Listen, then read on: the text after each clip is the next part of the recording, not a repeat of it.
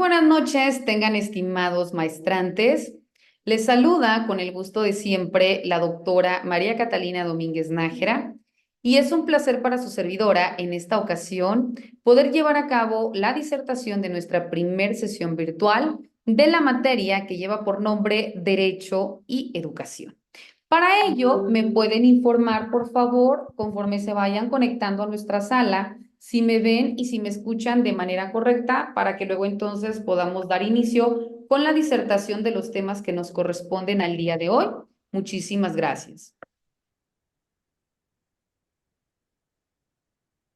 Hola, hola, ¿me pueden informar, por Bueno, favor? buenas noches. Sí se escucha bien, doctora. Perfecto, Buenas muchísimas noches, si se gracias. escucha. Muchísimas gracias, estimados doctorantes. Antes que nada, una disculpa por estos minutos de demora. Me encontraba culminando una sesión virtual, pero ya estamos en tiempo y forma. El día de hoy vamos, gracias también por contestarme en el chat, muchísimas gracias. Si se dan cuenta, de manera anticipada, les compartí a través de nuestra plataforma institucional nuestra programación de estudios y si ustedes me lo permiten, por favor, podemos empezar con el desarrollo de los temas y conforme el resto de sus compañeros se vayan agregando a la sala, que puedan ir retomándolos para que podamos optimizar el tiempo. ¿Les parece bien?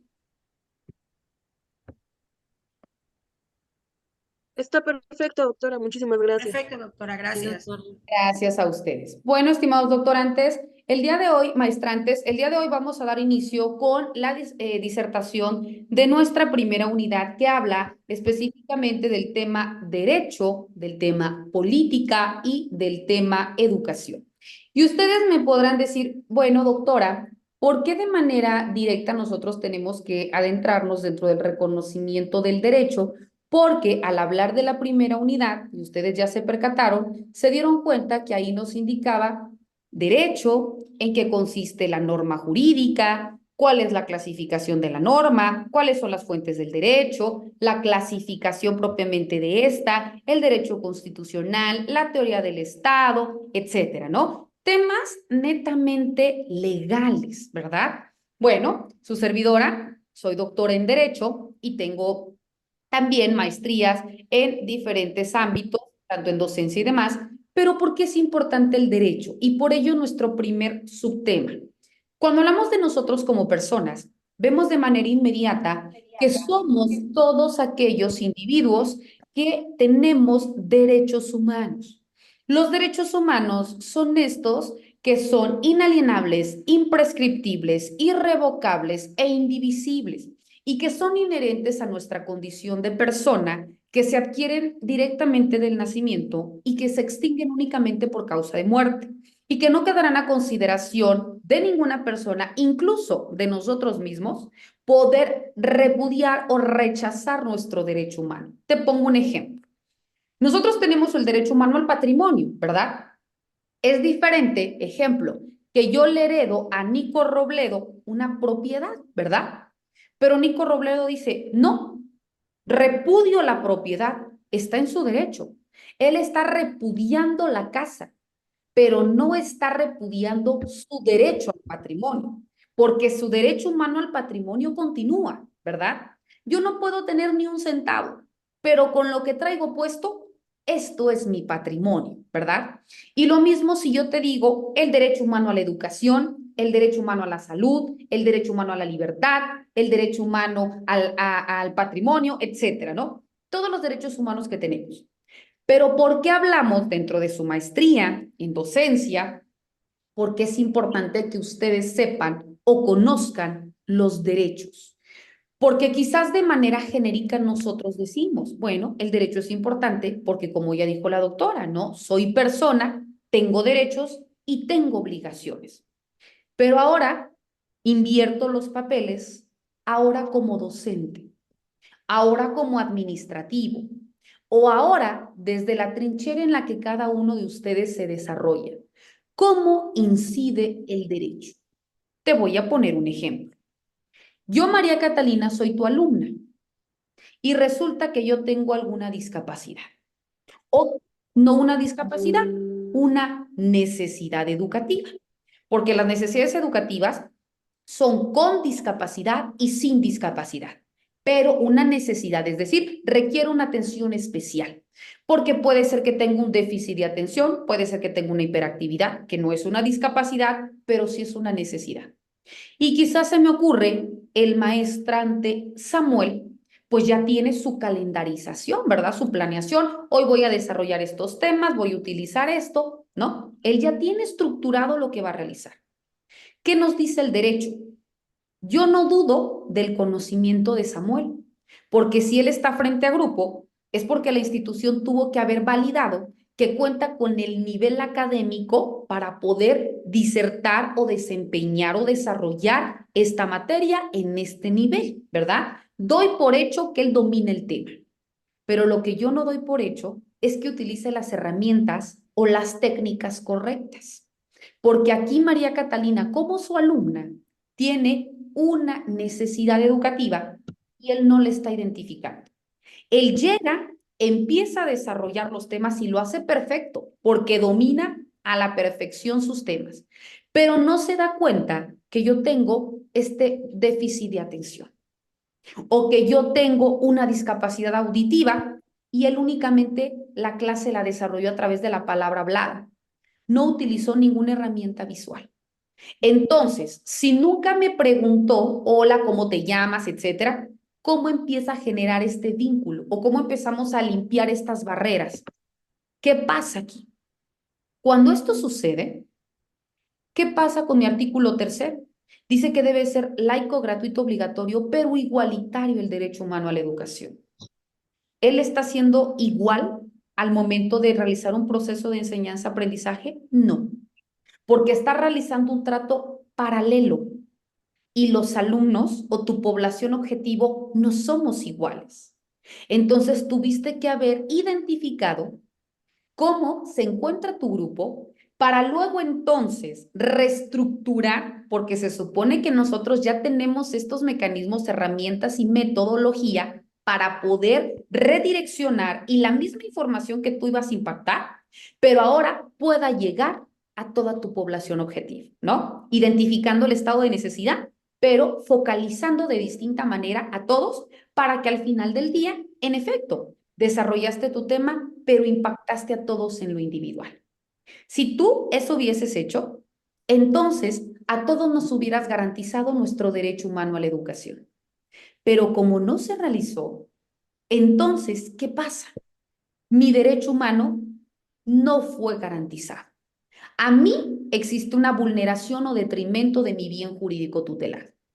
Y si yo quisiera, yo puedo iniciar un proceso en contra de Samuel. ¿Por qué? Porque yo no tuve el resultado. Entonces, ¿qué dice el derecho? El derecho va a ser toda aquella conducta, toda aquella acción o toda aquella omisión. Ojo, importantísimo, maestros. Toda aquella acción o toda aquella omisión. Porque el derecho no nada más sanciona lo que tú haces, sino también lo que dejas de hacer. Y me puedes decir, bueno, pero la doctora, ¿cómo me van a sancionar si no hice nada? ¿Sí? Porque hay delitos de acción o delitos de omisión. Tú estás obligado a desarrollar estos temas. Es una obligación. Y tu obligación es impactar en el proceso de enseñanza-aprendizaje de tus educandos.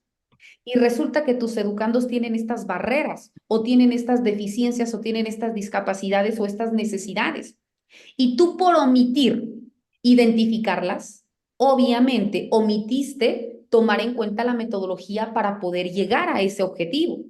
En tanto, genera un detrimento en el proceso de enseñanza-aprendizaje. ¿Qué pasa aquí? Hay una sanción y la sanción va a ser proporcional a la falta cometida.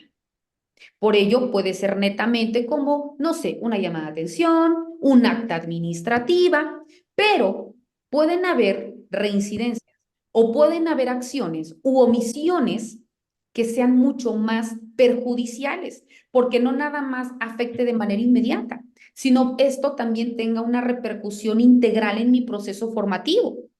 Entonces, esto como efecto cadena va siendo cada vez más grande. Entonces, la sanción también va a ser cada vez mayor. ¿Y por qué te digo esto? Porque en materia legal, existe lo que se conocen como máximas jurídicas. Y las máximas jurídicas que nos dicen que todo aquello que adicional a lo que la ley contemple, tú no lo haces, no puedes justificarte en un desconocimiento. De manera inmediata, una máxima jurídica que me dice, la ignorancia de la ley no exime su cumplimiento. Imagínense qué fuerte, ¿verdad? Porque si yo escucho la ignorancia de la ley, hasta me siento como que me estás ofendiendo, ¿no? Pero así en materia legal nos dice, la ignorancia de la ley no exime su cumplimiento. ¿Qué quiere decir esto? Que yo no me puedo excusar en decir es que yo no sabía porque no soy abogado, yo soy docente, yo manejo a la perfección la cuestión pedagógica y demás, pero de leyes yo no sé nada. La ley que te dice, no estás obligado a conocer todas las leyes, porque para eso estamos nosotros que somos abogados. Lo que sí estás obligado es conocer al menos las leyes que tienen que ver con el desarrollo de tu profesión. Eso no es si quieres, eso estás obligado. ¿Por qué? Porque como estás prestando un servicio y estás cobrando una remuneración económica, debes saber a qué estás obligado por una acción y también el no realizarlo, cuáles van a ser las repercusiones que esto tenga. ¿Por qué? Porque el día de mañana no me puedes decir que porque no sabías, porque por ello tienes esta obligatoriedad, ¿verdad? Entonces, aquí tú sabrás qué haces y qué no dejas de hacer. Y por supuesto que cada acción o cada omisión va a tener una sanción, repito, proporcional a la falta. También es importante que nosotros identifiquemos esta necesidad en una maestría en educación y la importancia del derecho, porque no nada más es para todo aquello que me sanciona, ¿verdad? Por todo aquello que ya me generó la maestra temor. No, también es para determinar todo aquello que te protege, porque el derecho, recordemos que es imperativo atributivo. Una de las características de la norma jurídica es que es imperativo atributiva. Al mismo tiempo que te confiere derechos, al mismo tiempo te impone obligaciones, ¿no? Así como te decía, la parte, llamémosle, ¿no? Negativa en el sentido que te va a restringir, también existe una protección. Ejemplo, yo ahora, madre de familia, ¿no? Yo tengo una madre de familia, perdón, yo soy una madre de familia y tengo un hijo. Y resulta que la docente es Shadia Fernanda, ¿no? Estoy leyendo tal cual como me aparecen en plataforma. Y resulta que Shadia, en el mismo ejemplo que le comentaba a Samuel, fue omisa. Entonces yo voy a iniciar un proceso en contra de Shadia, ¿verdad? Pero Shadia resulta que ella sí cumplió en tiempo y forma y que aquí no va a ser atribuible una conducta. Y Shadia tiene cómo justificar, porque recordemos que en derecho todo lo que puedes probar, puedes demostrar. Porque si nada más lo dices a través de la palabra hablada, tanto vale la palabra de Juan como vale la palabra de Pedro, porque para la ley los dos están en igualdad de circunstancias. Pero no es lo mismo si Juan tiene pruebas de lo que me está diciendo a que Juan no las tenga, ¿verdad? Entonces, si yo estoy manifestando que Shadia fue omisa, ya sea en brindar atención, en despejar dudas, en el trato, en lo que yo me esté manifestando, pero Shadia tiene, porque lleva una bitácora, porque tiene el material digital, porque pidió en vía de colaboración, quizás mi hijo tenga alguna discapacidad, entonces ella no es perito en la materia, solicitó mediante una red de apoyo a los docentes de CAMO, a los docentes de USAER o a las psicólogas del DIF, no lo sé, una forma de intervención, porque también identificando este tipo de discapacidades se dio cuenta que esto estaba detonando en un rezago educativo o en un déficit de atención. Entonces, para que fuese de manera integral, pues primero se tenían que eliminar todos estos tipos de barrera para luego entonces crear esta forma de avance o evolución académica. Shadia tiene los oficios que giró y tiene de manera cronológica y sucinta. Y al momento que ella tenga su defensa, porque tiene que ser oída y vencida en un juicio, se le va a eximir de responsabilidad. ¿Y qué está pasando aquí? Lo que les decía con el derecho. El derecho no nada más te va a sancionar, el derecho también te va a proteger, porque si haces las cosas de manera correcta, tal y como lo establece la norma jurídica que regula tu derecho humano al trabajo, Y en este sentido, sabemos que existe una ley general de educación, sabemos que existen leyes para nivel primaria, secundaria, preparatoria, para instituciones públicas, para instituciones privadas, existe también en materia de inclusión, etcétera, que existen infinidad de leyes. Entonces, si yo identifico cuál es la que me rige por el nivel académico en el que me desempeño y también por el tipo de institución en la cual presto mi servicio, yo voy a saber qué es lo que estoy obligada y qué no.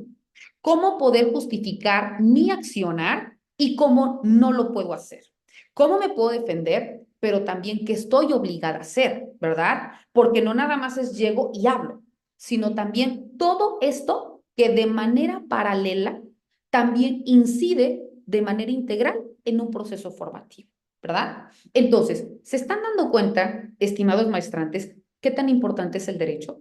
Y aquí nada más les estoy citando dentro de nuestro ejercicio profesional, pero sabemos que el derecho está en nuestro día a día. ¿Por qué? Porque es inherente a nuestra condición de persona. Dicho esto, iniciamos con nuestro primer tema, que es propiamente el derecho, ¿no? Les voy a pedir a uno o a una que me diga qué entiende o qué cree que es el derecho. Adelante, por favor. Cedo el uso de la voz para que sea dinámica nuestra sesión del día de hoy. ¿Qué entendemos por derecho? Una persona. Y si no me lo quieren decir, no pasa nada. Yo lo desarrollo. ¿Nadie? Bueno, ¿Me ok. escuchan? Sí, adelante. Pues, bueno, pues para mí el derecho es el ejercicio pleno de ejercer todos tus valores, principios y demás para bienestar propio, Ok, así de manera simple, para perfecto. que Perfecto. Muchísimas gracias. De manera genérica, vemos que en efecto es aquello que nos permite, aquello que nosotros tenemos esa facultad para poder realizar, pero si nosotros empezáramos a emitir una definición de qué es el derecho, con los elementos que debe de tener, voy a ir desmembrando y explicando el concepto. Y ojo, siéntanse con la confianza de preguntar si en algún momento no entendemos del todo. Yo estoy tratando de ser lo más simple en el sentido de poner los ejemplos comunes, ¿verdad? Utilizando vocablos muy prácticos, no tanto metódicos, porque si no les hablaría con tecnicismos jurídicos, entonces eso es lo que yo no quiero. Pero cuando hablamos del derecho, nos dice que es este conjunto de normas jurídicas. Ojo, empezamos con una conjunción. ¿Por qué me dice que es un conjunto de normas? Porque no nada más estoy regulada por lo que se contempla dentro de una ley. Existen infinidad de instrumentos jurídicos normativos, llámese leyes, decretos, jurisprudencias, tesis aisladas, tratados internacionales, etcétera, ¿no? Infinidad de leyes, ¿verdad? Entonces, cuando yo te hablo del conjunto, englobo a todas estas, pero también hablamos de leyes ya especificadas dentro de estas que les acabo de citar en cuanto a su jerarquización, ¿verdad? Sabemos que existen leyes que emanan de manera inmediata, que son aquellas que tienen aplicabilidad, por ejemplo, como protocolos, ¿no? Que estos se aplican de manera inmediata en tu municipio, pero también existen leyes que únicamente van a tener operancia a nivel estatal, ¿verdad? Por ello tenemos un Congreso del Estado. En mi caso, yo vivo en San Cristóbal de las Casas, Chiapas, ¿no? Y existe cada una de las entidades federativas y que cuenta con un Congreso para que pueda crear la norma jurídica que atienda a las necesidades de su entidad federativa. Pero también existe un Congreso de la Unión, ¿no? Que como su nombre lo dice, es aquel que va a crear las normas jurídicas, pero que van a ser federales, que van a contemplar a todos los habitantes que nos encontremos dentro de los límites territoriales de la República Mexicana. Pero dentro del Congreso de la Unión sabemos que existen dos cámaras, ¿verdad? La de diputados y la de senadores. Entonces, aquí imagínense cuántos instrumentos jurídicos normativos tenemos, tomando en consideración el ámbito de validez, tomando en consideración el ámbito territorial, el ámbito espacial, el ámbito temporal de validez de la norma jurídica. Entonces, unificando todo esto, te hablo del conjunto de normas jurídicas y vamos de la mano con los demás temas, ¿verdad? Porque me dice clasificación de las normas jurídicas. Si nada más me dices el conjunto de normas, ojo, ahí empezamos mal. ¿Por qué? Porque existen distintos tipos de normas. Existen las normas jurídicas, existen las normas sociales, existen las normas religiosas. Y para el derecho, únicamente toma en cuenta la norma jurídica. ¿Por qué? Porque si te digo de manera genérica la norma, sabemos que son lineamientos o pautas o reglas establecidas para que pueda regir a la población objetivo. ¿Me explico? Si dentro de la norma yo te hablo de una norma religiosa, bueno, hablamos de una cuestión de fe acerca de lo bueno y lo malo, ¿no? Lo prohibido y lo permitido. Si te hablo de una norma social, es aquello que va a tener una validez dentro de un lugar, en un espacio y en un tiempo determinado, ¿verdad? Ejemplo, ¿qué pasa? Se me ocurre las playas nudistas, ¿no? Ah, pues es que ahí es normal que tú vayas sin ropa. Pero al menos en San Cristóbal de las Casas, donde yo vivo, para empezar con el frío que hace, el hecho de que ya vayas con una minifalda, pues ya se te ve mal, ¿verdad? Entonces, son estos lineamientos sociales establecidos, ¿verdad? Pero cuando hablamos de la norma jurídica, ¿aquí qué pasa? La norma jurídica no te pregunta si quieres. La norma jurídica se aplica. Y si tú no quieres, utilizo la fuerza pública para obligarte a un cumplimiento, porque la norma jurídica es aquello que va aún en contra de la voluntad del sujeto. Por ello, una de sus características es la heteronomía, porque lo crean los legisladores, pero va dirigido para todas aquellas personas que son externas. Y tú me puedes decir, bueno, pero ¿por qué me la van a aplicar si yo no quiero? Sencillo, la norma jurídica se crea. Si lo que está haciendo Edgar se encuentra contemplado en lo que dice la norma, te lo aplico, Edgar, ya sea para protegerte o ya sea para sancionarte, Edgar. Pero ¿qué pasa si la norma se crea y Edgar ni siquiera encuadra lo que hace o deja de hacer en la norma?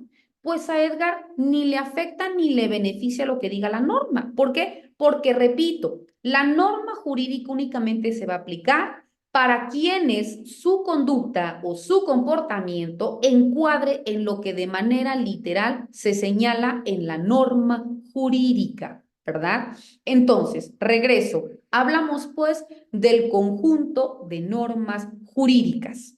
¿Qué más nos dice la definición del derecho? Que regula la conducta del individuo. Importantísimo. Porque a veces decimos, es que el derecho me rige. No, no, no. Si no entraríamos en una contradicción, ¿verdad? Porque hablamos al principio de nuestra materia que el derecho es aquel que regula o que confiere o que protege, consabra, salvaguarda, etcétera, mis derechos humanos, ¿no? Y dentro de mis derechos se encuentra la libertad, tan hermosa. Y que dentro de la libertad hablamos de un abanico de libertades. Libertad de asociación y reunión, libertad de trabajo, libertad de tránsito, libertad sexual, libertad de procreación, etcétera. Todas las que tú quieras. Pero la agrupamos en el rubro libertad. Entonces, ¿cómo me vas a decir derecho que me vas a regir a mí como Catalina? Entonces, yo no tengo mi libre albedrío, ¿verdad? Entonces, no me regulas como persona. Ojo, el derecho no te rige a ti, Shadia, no te rige a ti, Mayra. El derecho rige tu conducta, eso es diferente. Rige tu conducta o tu comportamiento, que a veces pensamos que son sinónimos, pero no lo son. ¿Por qué? Te voy a poner un ejemplo. Cada uno de nosotros desde nacimiento nos empiezan a enseñar nuestros papás, esto es bueno, esto es malo, esto debes hacer, esto no debes de hacer. No tomes lo que no es tuyo. Ah, no nos van a decir robo, apoderamiento de una cosa ajena, mueble sin derecho y sin consentimiento del que legalmente lo tenga para ejercerlo. Se le impondrá una pena de tanto a tanto. No, ¿verdad? Pero ya nos dicen, no lo tomes porque no es tuyo, esto es malo. Lo mismo pasa con el derecho. El derecho te dice, al que prive de la vida a alguien, al que tenga cópula con alguien, pues hablamos de violación, hablamos de robo, ¿no? Hablamos, se me ocurre, no sé, de estupro, hablamos de fraude, etcétera. El derecho me dice, como lo dicen los papás, no lo hagas porque te voy a regañar. Lo mismo el derecho. Pero ¿qué pasa si tú lo haces? Tú eres libre de hacerlo o de dejarlo hacer. Tú eres libre. Pero ojo, ¿qué me dice el derecho? Si tú lo haces, entonces vas a tener esta sanción, ¿verdad? Entonces, ¿qué me está diciendo en otras palabras? Regula mi comportamiento, porque va a quedar a decisión de cada uno de nosotros lo que querramos materializar y que luego entonces esa conducta va a tener dos opciones, o me la proteja o me la sancione, porque el derecho protege, pero también el derecho sanciona. ¿Por qué te digo que protege? Porque el derecho me dice, tú puedes contraer matrimonio, ¿no? Antes era el matrimonio entre hombre y mujer con fines reproductivos. Como hablamos de la libertad sexual, ¿qué me dice? El matrimonio entre dos personas, hombres con hombres, mujer con mujer, como tú quieras. Y ya no me dice que el fin último es la procreación. Entonces, aquí que me está diciendo, ¿te quieres casar? Cásate, ¿no? Te estoy permitiendo. Y hay una figura jurídica que se llama matrimonio, pero que me dice, generan efectos jurídicos, derechos y obligaciones entre los cónyuges. Entonces, aquí vuelvo a lo mismo. Me está diciendo, tú puedes hacer lo que quieras. Tú, María Catalina, ¿quieres matar a Juan? Mátalo, mátalo. Pero si lo matas, tienes una sanción, al que prive de la vida a alguien, ¿verdad? Entonces, vas a compurgar una pena en prisión, salvo que haya sido en legítima defensa, pero ese es otro cantar. Pero, ¿qué te estoy diciendo con esto? El derecho está regulando mi conducta. Y ojo, cuando hablamos de la conducta, este puede ser por dos tipos, como les decía al principio, conducta por acción o conducta por omisión. No nada más es lo que María Catalina haga, no nada más es lo que Andrea Isabel haga, sino también es lo que Andrea Isabel deje de hacer.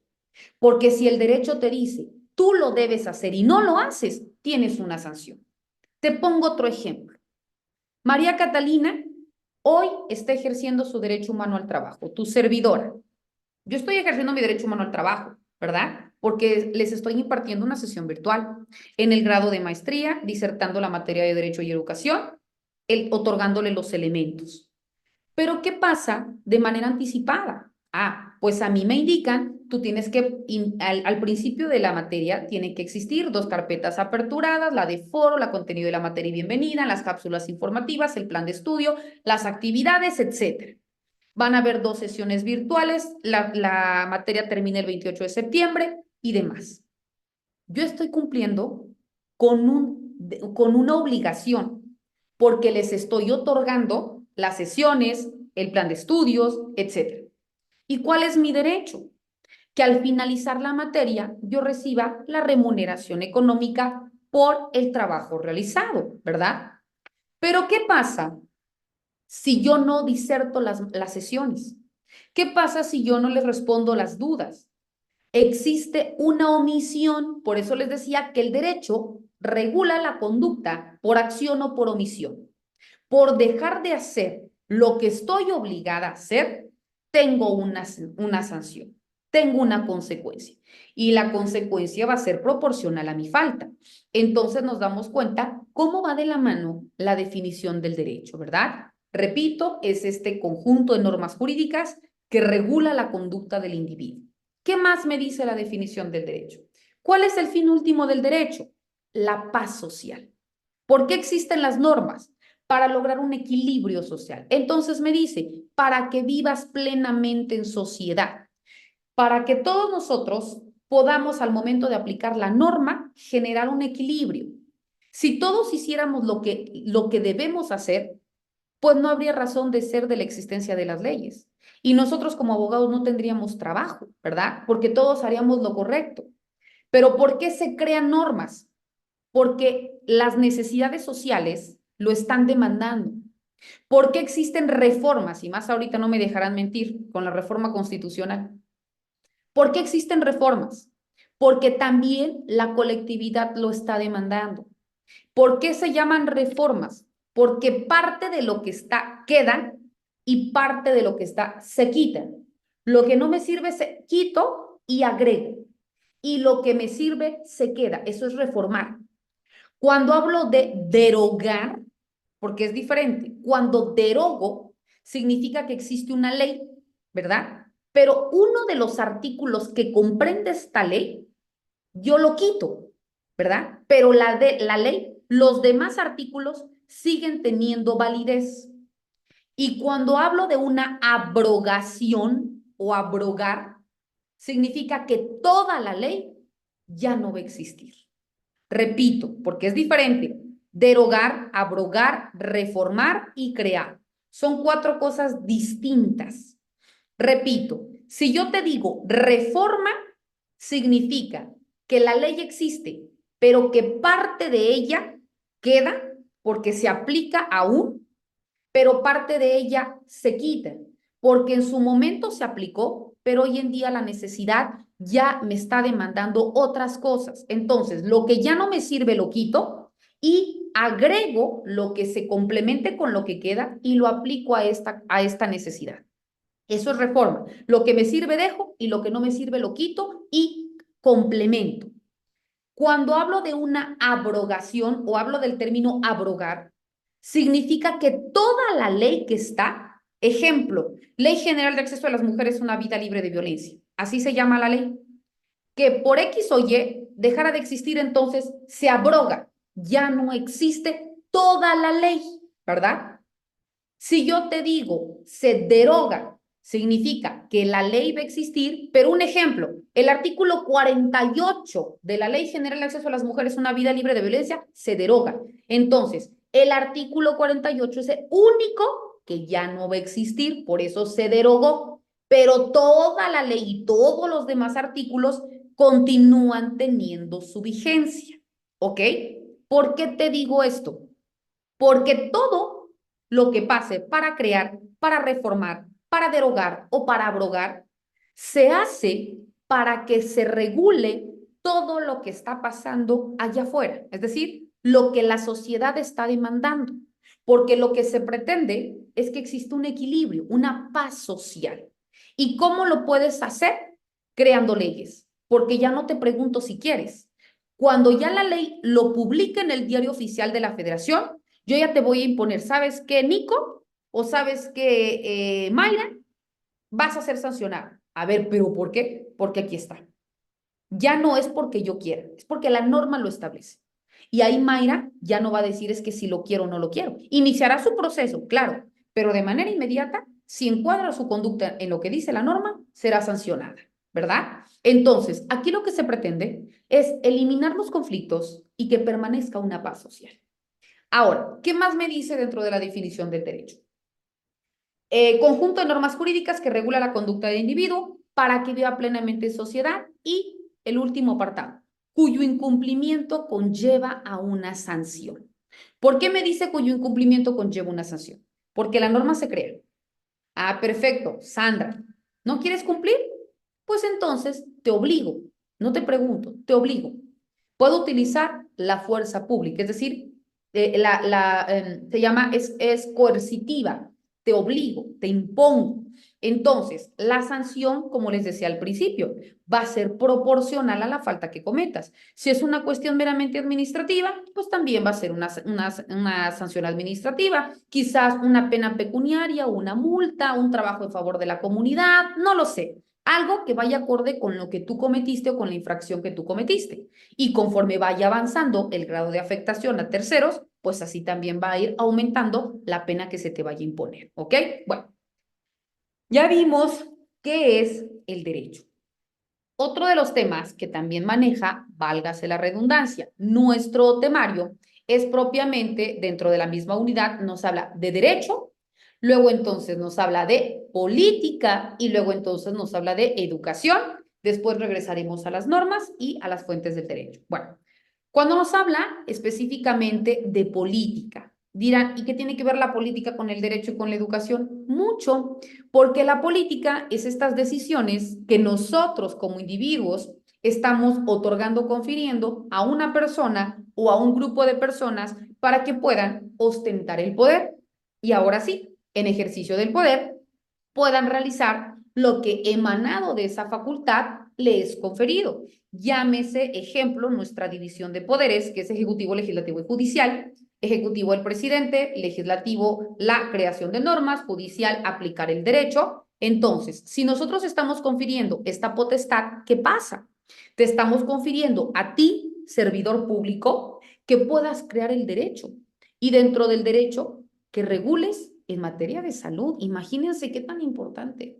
Que regules en materia educativa, que regules en materia patrimonial, que regules incluso mi libertad de tránsito, que yo ya no pueda salir, ir y venir a donde yo quiera, sino que tengo que estar supeditada a que tú, como servidor público, quieras. Entonces, ¿se dan cuenta cómo va o cómo está intrínsecamente relacionados? Porque han existido, y lo vamos a ver más adelante, las reformas educativas, cómo nos vienen y nos conquistan, cómo nos imponen un sacerdocio, cómo nos evangelizan para llevar el estandarte de una religión, y ahí empieza la educación en México, cómo empieza esta consagración a partir de movimientos revolucionarios, cómo se equipara o hasta en 1917 se eleva a rango constitucional el derecho humano a la educación. Repito, todo lo vamos a ver detalladamente más adelante. Pero ¿cómo para poder llegar hasta nuestro derecho humano a la educación, hemos pasado por circunstancias que han forjado específicamente en un uso de poder? Y que todo el poder se va a ver relacionado al término política, porque la política es el poder conferido a, ¿no? A una persona o a un grupo de personas, pero que nosotros como subordinados estamos en la obligatoriedad de aceptar, porque fuimos nosotros quienes en lo individual y luego en lo colectivo otorgamos esta suma de voluntades en favor de las personas, ¿verdad? Entonces, va de la mano, porque al momento de conferir ese poder, también estás confiriendo también este estandarte o esta batuta para que el Estado pueda tomar decisiones en cómo te va a proteger tus derechos humanos, en cómo los va a salvaguardar, en qué instancias son las encargadas de impartir justicia y en cómo también obligarte a una acción, ¿verdad? Ahora, otro de los temas importantes es la educación. Cuando nosotros hablamos dentro del rubro educación, sencillo. La educación vemos que es este proceso de aprendizaje que nos permite a nosotros como individuos ir adquiriendo conocimientos, habilidades, valores, hábitos y demás. La educación no nada más es un proceso donde se puede medir un grado, ¿verdad? Para obtener un grado académico. No. Educarnos es todo aquello que parte desde el nacimiento, porque nosotros como personas somos educables hasta la muerte, ¿verdad? Porque siempre estamos en un constante aprendizaje. Quien te diga que lo sabe todo eso es mentira. Todos estamos en un constante aprendizaje. Por eso el ser humano tiene la característica de ser educable, de ser susceptible a un perfeccionamiento, por la simple naturaleza que somos seres evolutivos. Entonces, ¿qué pasa con esto? Cuando hablamos de la educación, al momento que adquirimos conocimiento, te decía que es desde el nacimiento, porque el individuo empieza a obtener a partir de la cuestión gutural, ¿no? A partir de cómo utilizamos el sonido, la mímica, el llanto para pedir o demandar alimento, etcétera. Hasta cuando nosotros ya aplicamos la educación, pero ahora dentro de un derecho humano. Ahora, al hablar de educación, mediante un proceso formativo. Y por tanto, cuando nosotros ya aplicamos esta educación dentro de una formación de enseñanza-aprendizaje con un nivel en particular, llámese preescolar, primaria, secundaria, licenciatura, posgrado, qué sé yo, aquí estamos hablando del ejercicio de un derecho humano. ¿Por qué un derecho humano? Porque además de que tú lo puedes exigir, ojo, no pedir, exigir al Estado, porque el Estado tiene la obligatoriedad de garantizarte, ¿no? Al menos en los niveles básicos, para que existan condiciones de igualdad, de laicitud, de gratuidad, etcétera. Entonces, además de que tiene esta obligatoriedad, también emana de un derecho humano porque es una doble vía. Primero, que tú exijas y que tú hagas uso de ella, pero segundo, que el Estado tenga en ese mismo sentido el deber de cumplir con todos los lineamientos emanados de una Declaración Universal de los Derechos Humanos, emanado de un Pacto de los Derechos Civiles y Políticos, emanado de nuestra Constitución Política como ley suprema, etcétera, ¿no? Pero repito, que emane de un derecho humano y que luego entonces contribuya a el desarrollo de nosotros como personas y por consiguiente de las sociedades. También cuando nosotros hablamos de la educación, como hace rato te decía, es importante reconocer que al ser un derecho humano, pues también forma parte de las normas jurídicas. Cuando hablamos de las normas jurídicas, recordemos que son estas reglas de conducta que para que puedan ser consideradas como leyes, deben de pasar por un proceso de creación y por un proceso de validación de la norma y que para que puedan ser aplicadas deben ser al día siguiente de la publicación en el Diario Oficial de la Federación. Ustedes no me dejarán mentir. Cuando hablábamos específicamente dentro de las normas jurídicas, es importante que ustedes retomen que la norma jurídica tiene 5 características de la norma jurídica. ¿Cuáles son estas? Primer característica es la heteronomía. Cuando hablamos de la heteronomía, se dice que las normas jurídicas son creadas por personas distintas al destinatario de la norma, es decir, la crean los legisladores y no van dirigidas para un individuo en particular, sino van dirigidos para toda la colectividad y que cuando tu conducta, como les decía, encuadra en lo que dice la norma, se aplica y que son impuestas en contra de la voluntad del sujeto. Es decir, no me van a preguntar, sino me van a aplicar si mi conducta encuadra. Segunda característica de la norma jurídica es la bilateralidad. Hay un autor que se llama León Petrasisky. León Petrasisky nos dice que la norma jurídica es imperativo atributiva. ¿Qué quiere decir esto? Que al mismo tiempo que me confiere derechos, al mismo tiempo me impone obligaciones, ¿verdad? Tanto Edgar tiene el derecho humano a la vida como yo tengo el derecho humano a la vida. Tanto Ansiber Nicolás tiene el derecho humano a la educación como yo tengo el derecho humano a la educación. Tanto Bartola tiene el derecho humano a la libertad como yo tengo el derecho humano a la libertad. Si alguno de nosotros transgredimos el derecho de tercero, pues también vamos a ser sancionados, porque tanto vale una persona como vale la otra. Hombre, mujer, de la nacionalidad que seas, somos individuos, ¿verdad? Siguiente característica de la norma, exterioridad. Cuando hablamos de la exterioridad, se dice que la norma jurídica toma en cuenta la adecuación de la conducta externa con el deber estatuido comprendido dentro de la norma, sin importar la conducta del sujeto obligado. En otras palabras, ¿qué quiere decir?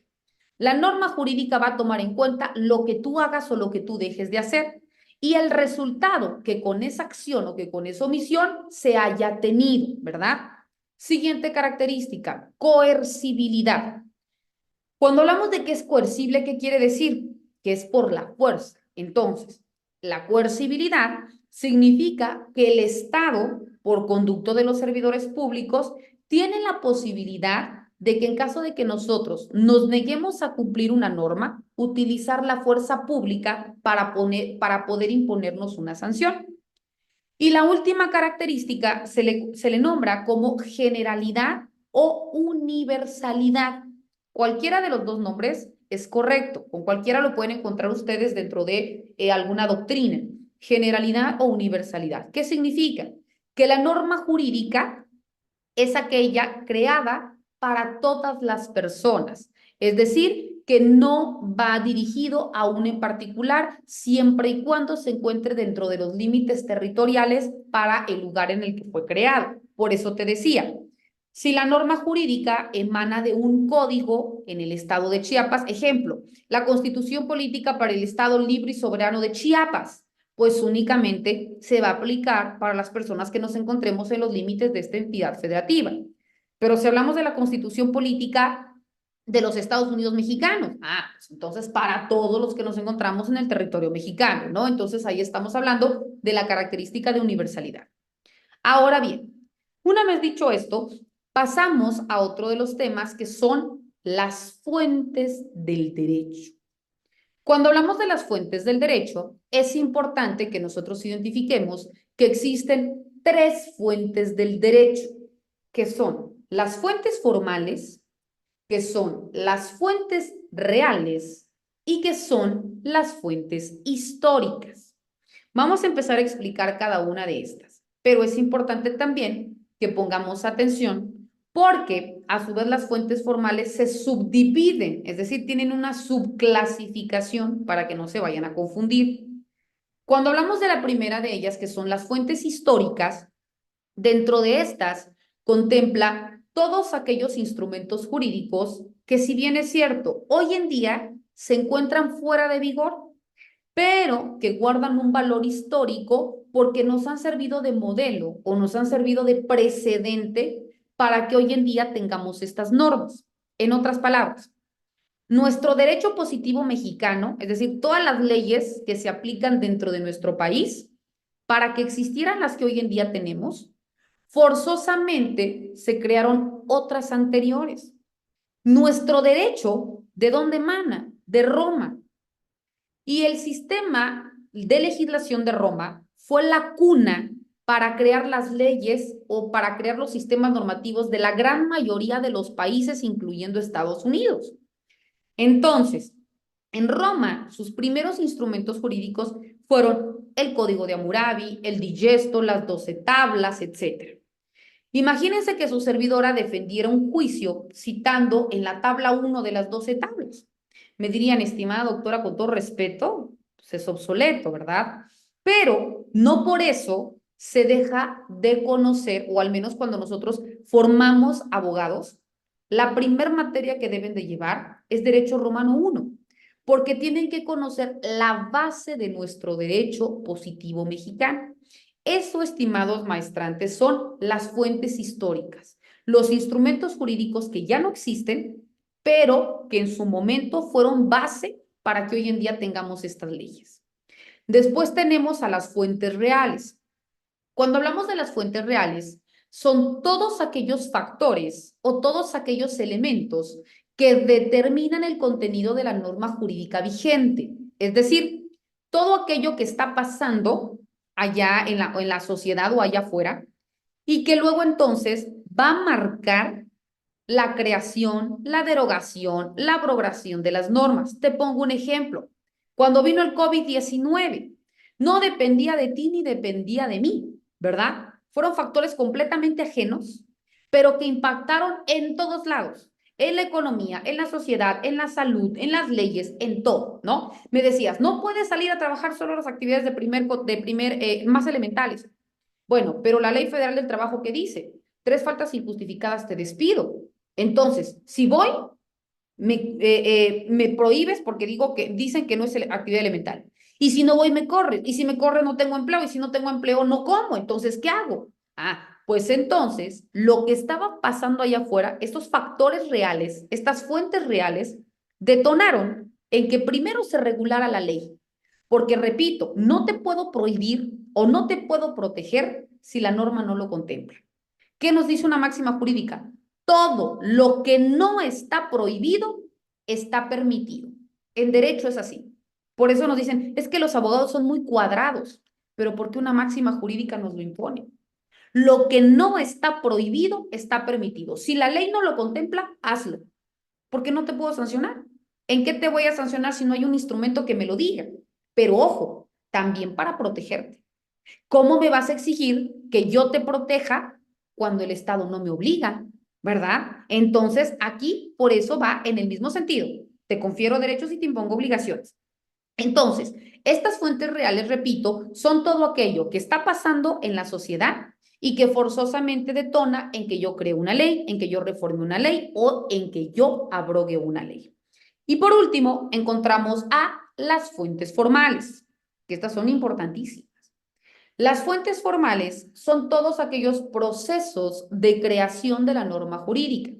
Y un autor que se llama Eduardo García Maínez, en su obra Introducción al Estudio del Derecho Mexicano, establece que las fuentes del derecho en México, las fuentes formales del derecho, son la ley, la jurisprudencia, la costumbre y, para algunos doctrinarios, los principios generales del derecho. Cuando hablamos de la ley, se dice que es toda aquella norma jurídica que fue dictada por el legislador, llámese federal o llámese estatal. Y en esta se realiza un precepto que está establecido dentro de una norma y que luego entonces va a prohibir o va a mandar algo, es decir, te va a proteger o te va a sancionar. Y si no lo cumples, te va a imponer una sanción. Cuando hablamos de una jurisprudencia, se dice que es una interpretación que de la ley hacen los tribunales en 5 tesis o sentencias ininterrumpidas por algún en contrario y que la van a aplicar en algún caso para resolver un conflicto. Cuando hablamos de la costumbre, es una conducta reiterada transgeneracionalmente y que luego entonces se toma como válida. Ojo, una conducta reiterada. No es que porque mi abuela lo hizo, lo hace mi mamá y luego yo y ya es reiterado. No, la costumbre como fuente formal del derecho es una práctica transgeneracional que en un tiempo y en un espacio determinado se ha realizado y por toda la colectividad se ha considerado como aplicable. Esto se hace cuando se aplican los usos y costumbres, ¿verdad? Comúnmente en un grupo de condición de minoría, como por ejemplo los grupos indígenas. Entonces, así es la costumbre. No me vayan a decir que la costumbre con el paso del tiempo se hace ley. No, eso jamás en la vida va a existir. Ya les comentaba que para que sea ley tiene que pasar por un proceso de creación y de validación de la norma jurídica, luego entonces ser publicada en el Diario Oficial de la Federación y al día siguiente empieza a tener su validez. La costumbre jamás en la vida va a pasar por un proceso de creación y validación de norma, jamás. Por ello, es únicamente una práctica transgeneracionalmente reiterada y que se toma como cierta. Y por consiguiente, encontramos a los principios generales del derecho. Cuando hablamos de los principios generales del derecho, son todas aquellas frases o todos aquellos postulados que encierran una verdad jurídica, que de manera literal no se encuentran comprendidos dentro de la norma, pero que se aplican para poder resolver un conflicto. Ejemplo, el que es primero en tiempo es primero en derecho. Ejemplo, nadie puede ser juzgado 2 veces por el mismo delito. Ejemplo, nadie puede ser juez y parte en un mismo asunto, no, entre otros tantos. Esto, de manera genérica, según Eduardo García y Maínez, son las fuentes formales del derecho. Sin embargo, las fuentes formales del sistema jurídico mexicano se dividen o se clasifican en 2 grandes grupos. Ojo, aquí tenemos las fuentes formales del derecho y estas se subdividen en 2. Tenemos las fuentes formales directas y tenemos a las fuentes formales indirectas, ¿ok? Ojo, cada una de estas a su vez se subdivide o se subclasifica en otras. Vamos a explicar. Las fuentes formales directas son todas aquellas que son, como su nombre lo dice, puestas en vigor de manera inmediata por la autoridad y a su vez se clasifican en 3. Existen las fuentes formales directas legisladas, las fuentes formales directas administrativas y las fuentes formales directas judiciales. Cuando hablamos de la primera, que son las fuentes formales directas legisladas, dentro de ellas encontramos a la Constitución, a las leyes y a los tratados internacionales. Cuando hablamos de la segunda fuente formal directa, encontramos a las administrativas. Dentro de estas encontramos a los reglamentos. Y en la tercera fuente formal directa encontramos a las judiciales, que son todos aquellos precedentes judiciales o los acuerdos generales. No se preocupen, vamos a ir explicando cada una de estas. Ahorita les estoy citando de manera genérica. Ahora bien, la segunda son las fuentes formales indirectas. Las fuentes formales indirectas son aquellas actividades inconscientes de los particulares y estas también se clasifican en 3, que son las delegadas, que son las espontáneas y que son las heredadas. Cuando hablamos de la primera, encontramos a las delegadas y dentro de ella encontramos a los contratos. Cuando hablamos de la segunda, encontramos a las espontáneas y dentro de ella encontramos a la costumbre. Y cuando hablamos de la tercera, encontramos a las heredadas y dentro de ella encontramos a los principios generales del derecho. Vemos, estimados maestrantes, cómo es muy extenso y eso que les estoy platicando, pues de manera resumida, los puntos más importantes, con ejemplos prácticos, pero es demasiada información, que prácticamente en 2 sesiones virtuales sería imposible poder abordar. Ahora, nos está indicando plataforma que ya hemos culminado nuestra sesión retomando los 10 minutos que les robé al principio, los estamos también tomando en esta ocasión, pero antes de que nos vaya a cerrar la plataforma, a mí me gustaría ceder el uso de la voz por si existe alguna cuestión que deseen comentar, alguna participación, alguna aportación adelante, y también para que en la siguiente sesión vamos a dar inicio con la disertación ahora, explicando cada una de las clasificaciones dentro de estas fuentes formales directas, indirectas, en qué consiste cada una de ellas, y ya nos vamos dentro del proceso evolutivo de nuestro derecho humano a la educación, y también vamos a ahondar dentro de la forma evolutiva hasta llegar a nuestra Ley General de Educación y hasta reconocer el derecho humano como actualmente nos rige. Shadia nos dice, doctora, ¿podría por favor repetir qué son las fuentes formales indirectas? Claro, cuando nosotros hablamos, vuelvo a repetir las directas y las indirectas para que nosotros sepamos. Cuando hablamos de las directas, Shadia, son aquellas que los legisladores hacen. ¿Por qué? Porque sabemos que quienes crean la norma son los legisladores. Entonces, ellos ven la problemática social y crean la norma jurídica. Cuando hablamos de las indirectas, se dice que son actividades inconscientes de los particulares. ¿Por qué?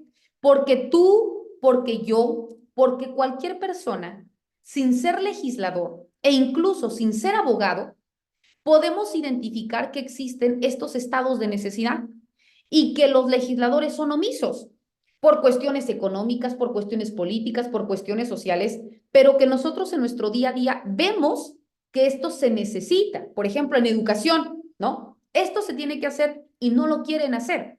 Entonces, nosotros podemos realizar este proyecto de investigación, soportarlo y presentar lo que se llama un proyecto de ley. Este proyecto de ley, si tú quieres que se aplique a nivel Estado, lo vas a entregar en el Congreso del Estado. Si el impacto va a ser a nivel nacional, lo vas a entregar en el Congreso de la Unión. El Congreso tiene la obligación de recibirlo y también de responderte por escrito. ¿Por qué sí procede o por qué no procede? Imagínate que sí procede y que se cree una ley porque Shadia Fernanda Cabrera Gorra presentó el proyecto de ley. Y se hace. Y te voy a citar un ejemplo. En México, ustedes recordarán que estuvo muy sonado las muertas de Ciudad Juárez, Chihuahua, las del campo algodonero, ¿verdad? ¿Y qué pasaba? Las estaban privando de la vida con un odio desproporcional por razón de género. Las violaban, las mutilaban, las cercenaban, las exponían en vía pública, y muchos que desconocen, porque a veces hablan o hablamos sin conocer, ¿no? Ah, pero es que porque son feministas, ¿no? Porque si a quienes hubieran violado, cercenado y expuesto fueran a los hombres, por supuesto que se tuvo que haber regulado en favor de los derechos del hombre. Aquí no es una cuestión de género, sino es una cuestión de evidenciar que estaban privando y que están privando de la vida con un odio desproporcional por el simple hecho de ser mujer, ¿no? ¿Y por qué por el hecho de ser mujer? Porque la cercenaban en los senos, en la vagina, en el vientre, las violaban. Y obviamente son rasgos distintivos que físicamente nos diferencian a un hombre y a una mujer. O sea, no era un brazo, no era una cabeza, no era una pierna, eran los rasgos distintivos de una mujer. Entonces, ¿qué pasa? Marcela Lagarde, que es una activista, no abogada, activista, empieza a investigar. Se va con los familiares de estas mujeres, que se le conoce a nivel internacional, como el caso de González y otras, y realiza un proceso de un proyecto de ley. Y se da cuenta que a nivel internacional existían leyes en favor de los derechos de las mujeres y que en México no. En México solamente se decía, el varón y la mujer son iguales ante la ley. Sí, la letra está preciosa, pero en la praxis es mentira. No hay ninguna ley que me proteja. El Estado es omiso. Entonces, empieza a ver que existía la Convención de Belém do Pará, el Protocolo de Acción de Beijing, etcétera, ¿no? Son instrumentos internacionales que existen, porque también están privando de la vida en otros países a nivel internacional, y por supuesto que hay leyes que protegen. Como nuestro país fue omiso en su estado, en Chihuahua, y luego a nivel federal, omiso, se fue a la Corte Interamericana de Derechos Humanos. Y a nivel internacional vino una recomendación y ordenaron que se tomaran en consideración estos protocolos. Y Marcela Lagarde presenta un proyecto de ley. Y gracias a Marcela Lagarde, te repito, que no es abogada, se dio cuenta de este estado de necesidad y gracias a ella se crea la Ley General de Acceso de las Mujeres a una vida libre de violencia. Gracias a Marcela Lagarde se crea el tipo penal feminicidio. Gracias a Marcela Lagarde se activan las alertas de violencia de género contra las mujeres en diversos estados. Chiapas, en donde yo vivo, tiene alerta de violencia de género desde el 2016. Y San Cristóbal, en donde yo vivo, tiene una doble alerta de violencia de género. Imagínate. Y esto fue gracias a una activista que no era abogada y que se dio cuenta del estado de necesidad y que levantó la voz.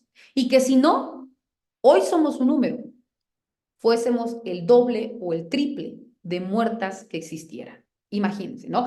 Y todo esto, ¿por qué se los digo? Porque emana de una fuente formal indirecta, porque los legisladores no querían decir somos un país feminicida, no, pero si no lo hubiera dicho o no lo hubiera iniciado la propia sociedad civil o la propia sociedad en lo individual, no se hubiera visibilizado. ¿Ok? Entonces aquí nos dicen que hay dos vías. Una, que le haga porque le compete al legislativo y cuando sea omiso y nosotros otorguemos una fundamentación y un soporte, lo podemos presentar y por supuesto que también puede elevarse a creación de una ley. No sé si con eso, Shadia, di respuesta a tu pregunta. Le agradezco, doctora, sí. Gracias a ti, nada que agradecer. Bueno, estimados maestrantes, ha sido un placer enorme que se hayan conectado a nuestra sesión virtual del día de hoy. Como se pudieron dar cuenta, el tiempo vuela, son temas muy extensos, al menos a mí me apasionan. Hablar de derecho es hablar de nuestro día a día y a veces, aunque nos parezca tedioso, pues somos seres humanos y sí o sí el derecho está en nosotros, ¿verdad? Entonces, conocerlo y llevarnos bien con el derecho, conocer nuestras obligaciones, pero también nuestros derechos, nos va a exigir lo que nos corresponde, pero también nos va a hacer reflexionar en que si estamos actuando acorde con lo que la propia normativa nos exige. Y si no, hoy es cuando poder iniciar para evitar a la postre incurrir en una responsabilidad. Estimados maestrantes, esta sesión ha sido grabada. En cuanto me la compartan, con mucho gusto se las impacto en plataforma para que si así lo deseen pueden volver a validar el contenido. Si Dios lo permite, nos vemos la próxima semana y que tengan un excelente fin. Bendiciones a todas y todos. Hasta luego.